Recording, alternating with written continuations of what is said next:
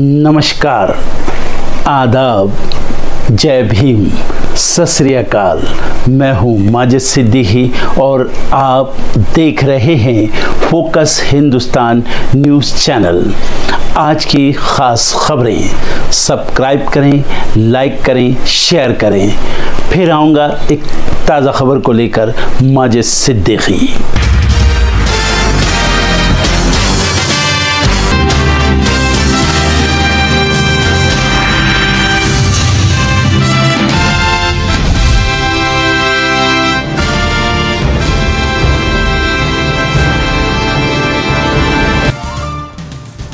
जम्मू कश्मीर के गांदरबल हमले पर राहुल गांधी का बड़ा बयान, बोले देशद्रोह के खिलाफ लड़ाई में देश एकजुट। झारखंड में बीजेपी को बड़ा झटका, पूर्व मंत्री लुइस मरांडी जेएमएम में होंगी शामिल। एनसीपी-एसपी नेता अनिल देशमुख का बड़ा बयान, बोले महाविकास आघाड़ी में सीट बंटवारे को लेकर कोई विवाद नहीं। शिवसेना यूपीटी सांसद संजय राउत का बड़ा बयान, बोले महाराष्ट्र चुनाव के लिए सीट शेयरिंग को लेकर आज शाम तक सब कुछ हो जाएगा साफ।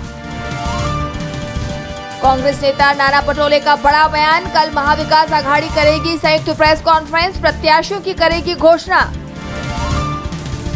वायनाड में कांग्रेस ने कसी कमर, प्रियंका गांधी के लिए प्रचार करेंगी सोनिया गांधी, राजनीति में डेब्यू कर रही हैं कांग्रेस महासचिव।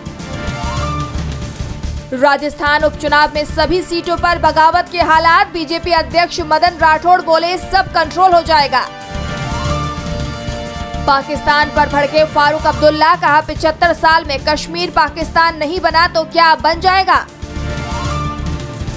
आंध्र प्रदेश के सीएम चंद्रबाबू नायडू का बड़ा बयान, बोले जिनके 2 से ज्यादा बच्चे वही लड़ेंगे चुनाव। विजन सरकार ने पीएम मोदी को लिखा पत्र, त्रिशूर पूरम के नियमों में संशोधन करने का किया आग्रह। इजरायली हथियार कंपनियों के खिलाफ फ्रांस का बड़ा फैसला, प्रदर्शनी में इजरायली हथियार कंपनियों की एंट्री पर लगाया बैन, फ्रांस में अगले महीने होने वाली है हथियारों की प्रदर्शनी। ब्राजील के राष्ट्रपति लुइस इनासियो को ब्रेन हैमरेज, ब्रिक्स शिखर सम्मेलन में शामिल होने जा रहे थे राष्ट्रपति, अब वीडियो कॉन्फ्रेंसिंग के जरिए शामिल होंगे राष्ट्रपति। पाकिस्तान के न्यायालयों में हुआ बड़ा बदलाव, अब मुख्य न्यायाधीश का कार्यकाल होगा 3 साल का, पारित हुआ 26वां संविधान संशोधन। कनाडा में वापस बुलाए गए भारतीय राजदूत संजय कुमार वर्मा ने कनाडा की खुफिया एजेंसी पर लगाया बड़ा आरोप, कहा कुछ खालिस्तानी चरमपंथी कनाडा सुरक्षा खुफिया सेवा के हैं जासूस। ड्रोन अटैक के जवाब में इजराइल का बैरूत पर हमला, दाहिए इलाके को खाली करने के दिए आदेश, पीएम नेतन्याहू बोले हिजबुल्लाह ने की है बड़ी गलती। महाराष्ट्र में दिल्ली पहुंची स्पेशल कांदा एक्सप्रेस, दिल्ली वासियों को अब 35 रुपए किलो की मिलेगी प्याज।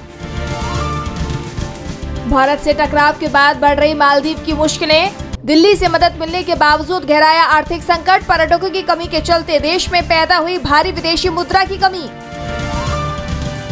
न्यूजीलैंड ने पहली बार जीता महिला T20 वर्ल्ड कप का खिताब, दुनिया को मिला नया विश्व चैंपियन।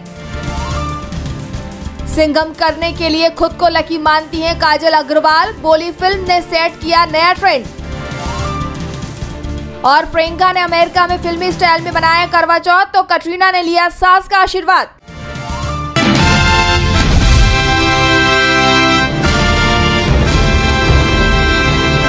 महाराष्ट्र में चुनाव तारीखों का ऐलान हो चुका है। इस बीच चुनाव आयोग ने उद्धव ठाकरे की शिवसेना को नया चुनाव चिन्ह अलॉट किया है। अब उद्धव की शिवसेना इसी चिन्ह के साथ विधानसभा चुनाव लड़ेगी। बता दें कि जून 2022 में शिवसेना 2 धड़ों में बंट गई थी, जिसके बाद शिंदे गुट को 2 तलवार और ढाल का चिन्ह मिला था, तो वहीं उद्धव गुट को मशाल।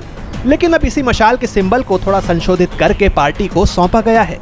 दरअसल दूसरे दल इस बात को लेकर कटाक्ष करते थे कि उद्धव का पार्टी चिन्ह मशाल से ज्यादा आइसक्रीम के कोन की तरह लगता है, लेकिन अब इस नए चुनाव चिन्ह में मशाल की टॉर्च साफ दिखाई दे रही है।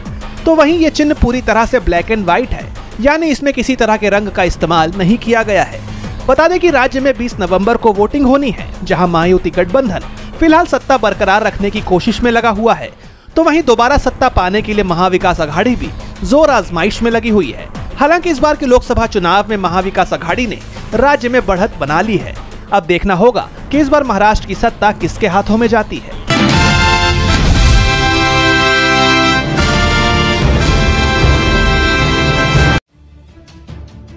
महाराष्ट्र विधानसभा चुनाव की तैयारी इस वक्त खूब जोरों पर है।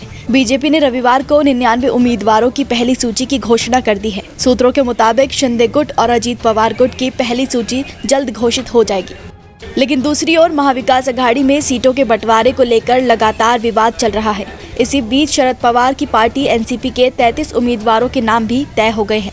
शरद पवार गुट के 20 उम्मीदवारों की संभावित सूची के अनुसार तासगांव से रोहित पाटिल, इस्लामपुर से जयंत पाटिल और कलवा मुंब्रा सीट से जितेंद्र अवध को टिकट दिया जा सकता है। पूर्व गृह मंत्री अनिल देशमुख को काटोल विधानसभा क्षेत्र से उम्मीदवारी मिलने की संभावना है। पूर्व स्वास्थ्य मंत्री राजेश टोपे को घनसावंगी से उम्मीदवार घोषित किए जाने की संभावना है। इन सब के अलावा एनसीपी एसपी के संभावित उम्मीदवारों की सूची के मुताबिक कराड़ उत्तर से बाला साहेब पाटिल, करजत जामखेड़ से रोहित पवार, राहुरी से प्राजक्त तनपुरे, विक्रमगढ़ से सुनील भुसारा, शिरूर से अशोक पवार, इंदापुर से हर्षवर्धन पाटिल, घाटकोपर पूर्व से राखी जाधव, बारामती से युगेंद्र पवार, मुक्ताईनगर रोहिणी खड़से समेत कुछ और उम्मीदवारों के नाम सामने आए हैं। तो वहीं विदर्भ की सीट बंटवारे की मौजूदा बातचीत में टकराव का कारण बन गया है। ठाकरे गुट ने 12 प्रमुख सीटों पर दावा ठोका है, जिसमें आरमोरी, चिमूर और रामटेक जैसे प्रमुख निर्वाचन क्षेत्र शामिल हैं। ये सीटें वर्तमान में या तो भारतीय जनता पार्टी या स्वतंत्र उम्मीदवारों के पास है।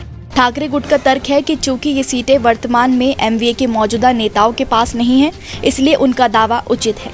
हालांकि कांग्रेस इनमें से कई सीटें छोड़ने के लिए तैयार नहीं है। विदर्भ और नासिक पश्चिम के अलावा अन्य विवादास्पद सीटों में दक्षिण नागपुर शामिल है, जहां कांग्रेस उम्मीदवार गिरीश पांडव टिकट चाह रहे हैं, लेकिन ठाकरे गुट ने उनकी मांग को खारिज कर दिया है। यवतमाल में कांग्रेस और एनसीपी दोनों दावा कर रहे हैं, जिससे बातचीत में और जटिलताएं पैदा हो रही हैं। इसी तरह अकोला पश्चिम निर्वाचन क्षेत्र, जो परंपरागत रूप से कांग्रेस द्वारा लड़ा जाता रहा है, अब ठाकरे गुट के राजेश मिश्रा द्वारा मांगा जा रहा है। इन विवादों के बीच आज महाविकास अघाड़ी की संयुक्त प्रेस कॉन्फ्रेंस होने की बात की जा रही है। इसी प्रेस कॉन्फ्रेंस में सीटों के आवंटन का ऐलान किया जाएगा। संभावना है कि इस विवाद को सुलझाने के लिए एनसीपी शरद चंद्र पवार पार्टी प्रमुख शरद पवार मध्यस्थता करेंगे।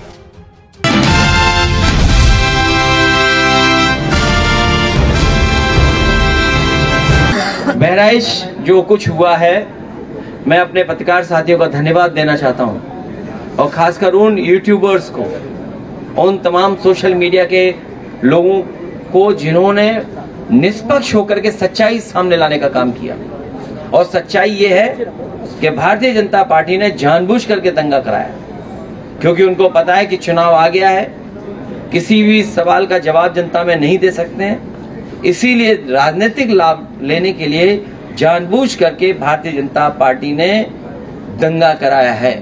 और जीरो टॉलरेंस की अगर बात थी तो आखिरकार पर्याप्त पुलिस क्यों नहीं थी, पर्याप्त प्रशासन का इंतजाम क्यों नहीं था, और जो जानकारी में था प्रशासन को, उसके बावजूद भी नहीं किया कुछ भी। मुझे उम्मीद है कि न्यायालय से न्याय मिलेगा। 80 लोगों की गिरफ्तारी हुई है। क्या स्वरूप रहेगा? दो सीटें कांग्रेस को देने की बात चल रही है। अब भारतीय जनता पार्टी जिसको चाहे उसको गिरफ्तार कर ले। पत्रकार साथी भी गिरफ्तार हो जाते हैं। अगर वो कोई सच्ची न्यूज चला दें तो फोन आ जाता है उनके पास। उनको बाकायदा ब्रेकिंग न्यूज व्हाट्सएप पे मिलती है कि आपको ब्रेकिंग न्यूज यही चलानी है जो व्हाट्सएप पे आई है।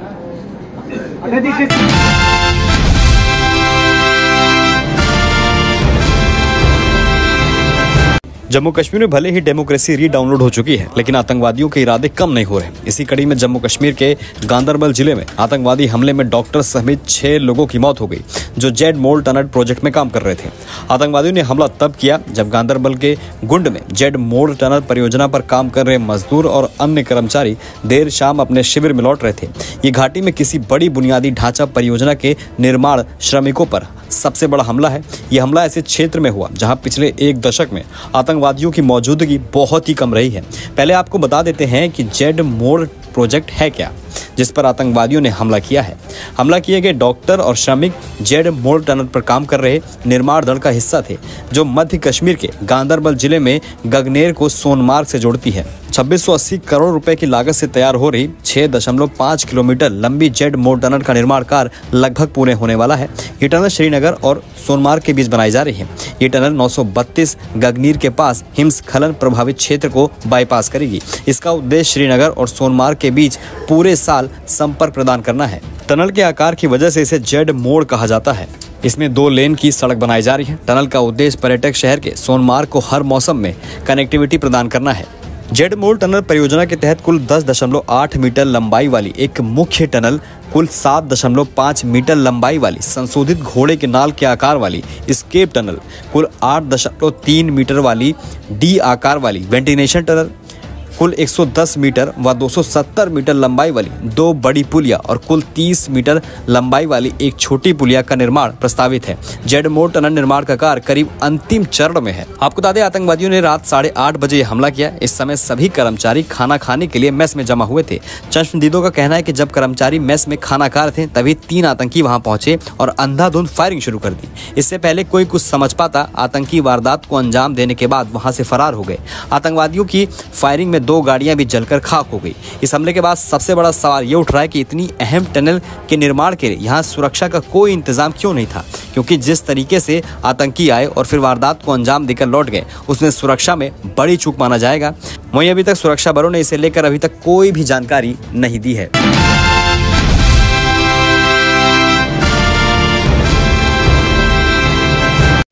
बीते दिनों नॉर्दर्न इजराइल के सिसेरिया, जहां खुद प्रधानमंत्री बेंजामिन नेतन्याहू का घर है, वहां हमला किया गया।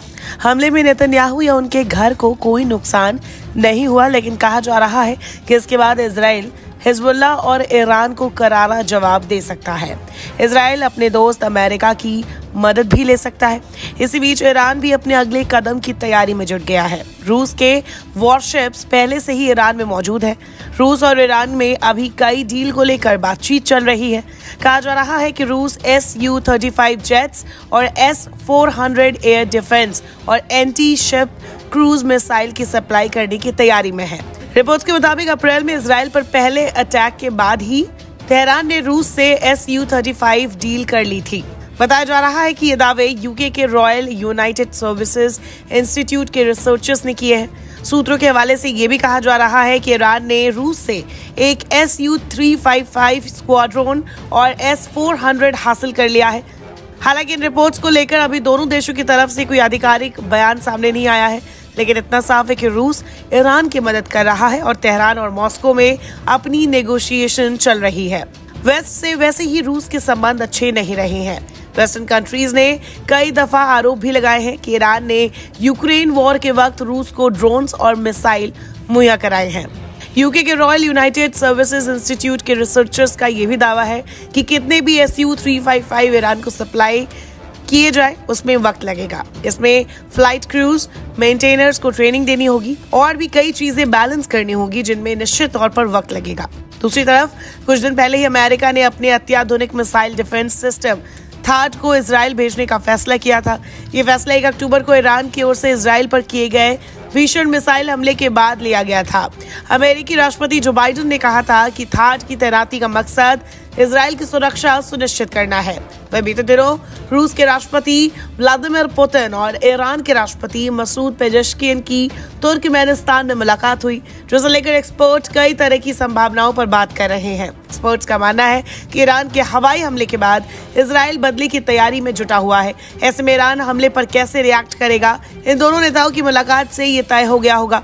अमेरिका और ब्रिटेन जैसे पश्चिम के देश अब ऐसा भी अनुमान लगाने लगे हैं कि रूस ईरान को परमाणु हथियार बनाने में भी मदद करने लगा है।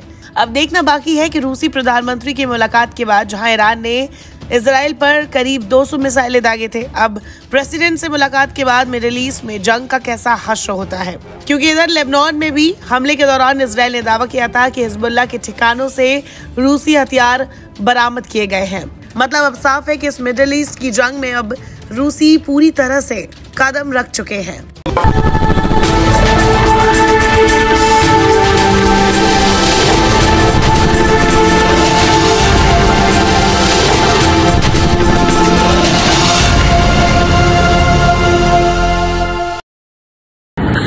दोस्तों दोस्तों आज मैं आपको बताने वाला हूं कि अगर आपकी बॉडी में मैग्नीशियम की डेफिशिएंसी हो जाए तो आपको क्या क्या प्रॉब्लम हो सकती है। सबसे पहले इंसोमेनिया, नींद ना आना, स्लीपिंग डिसऑर्डर, इंसान सारी रात करवटें बदलता है, नींद नहीं आती, स्ट्रेस लेवल, एंजाइटी बढ़ जाती है इससे, क्योंकि कोर्टिसोल हार्मोन को रोकने में मदद करता है। अगर आपकी बॉडी में मैग्नीशियम नहीं है तो कोर्टिसोल बढ़ जाता है, जिसकी वजह से स्ट्रेस और एंजाइटी हो जाती है। मूड स्विंग्स, इंसान को पता नहीं चलता उसके मूड स्विंग्स होते हैं, थोड़ी थोड़ी देर में गुस्सा आना, थोड़ी थोड़ी देर में चिड़चिड़ापन होना, क्योंकि ये सेरोटोनिन हार्मोन को बढ़ने में मदद करता है। अगर आपकी बॉडी में less magnesium is equal to less serotonin, और सेरोटोनिन हैप्पीनेस का हार्मोन है। अलावा इसके ये फटीग को भी कम करता था। अगर आपकी बॉडी में मिनरल डेफिशिएट है, अगर आपकी बॉडी में मैग्नीशियम नहीं है तो आपको थकावट बहुत जल्दी फील होगी, जरा सा काम करती है आपकी बॉडी थक जाएगी। पुअर डाइजेस्टिव सिस्टम, ये डाइजेस्टिव सिस्टम को भी मैनेज करने में बड़ा शानदार रोल प्ले करता है, और अगर इसकी डेफिशिएंसी है तो कॉन्स्टिपेशन, डायरिया जैसी प्रॉब्लम हो जाती है। माइग्रेन, बहुत खतरनाक प्रॉब्लम है माइग्रेन। अगर डेफिशिएट है आपकी बॉडी मैग्नीशियम से तो आपको माइग्रेन की प्रॉब्लम भी हो सकती है। ब्लड प्रेशर, अगर आपकी बॉडी में मैग्नीशियम कम है तो आपको ब्लड प्रेशर की प्रॉब्लम हो सकती है। इरेगुलर हार्टबीट, ये हार्टबीट का बढ़ जाना, कम हो जाना, बढ़ जाना, कम हो जाना, मैग्नीशियम डेफिशिएट होने की निशानी है। ऑस्टियोपोरोसिस, बोन हेल्थ वीक हो जाती है, क्योंकि आपकी बॉडी का 60% जो मैग्नीशियम है वो आपकी बोन्स के अंदर होता है। अगर आप बाहर से मैग्नीशियम नहीं ले रहे हैं तो आपकी बॉडी जो है वो हड्डियों में से लेना शुरू कर देती है, जिसकी वजह से ऑस्टियोपोरोसिस की प्रॉब्लम भी हो सकती है, आपकी हड्डियां कमजोर हो जाती हैं। और मसल क्रैम्पिंग, मसल क्रैम्प, नस पे नस का चढ़ जाना, मसल्स पे अकड़ जाना, बिल्कुल चलना मुश्किल हो जाता है। तो मसल क्रैम्पिंग भी तभी होती है जब आपकी बॉडी में मैग्नीशियम की डेफिशिएंसी हो। और दोस्त, हमारे यहाँ 90% से ज्यादा लोग मैग्नीशियम डेफिशिएंसी के शिकार हैं। कहां से मिलेगा मैग्नीशियम, कितनी मात्रा में लें, किस क्वालिटी का लें? तो उसका जवाब है वेस्टीज प्राइम CMD। इसके अंदर आपको भरपूर मात्रा में मैग्नीशियम मिलेगा, आपकी सारी प्रॉब्लम सॉल्व हो जाएगी। Thank you so much. दर्शकों, देख लिया आपने हमारे वीडियो को। हमें खुशी होगी कि आपने हमारे न्यूज़ को लाइक किया और दूसरों को शेयर किया। अगर अभी तक हमारे चैनल फोकस हिंदुस्तान को सब्सक्राइब नहीं किया है तो तुरंत सब्सक्राइब करें, कमेंट करें और बेल आइकॉन को प्रेस करें। हम हाजिर हैं खबर के लिए।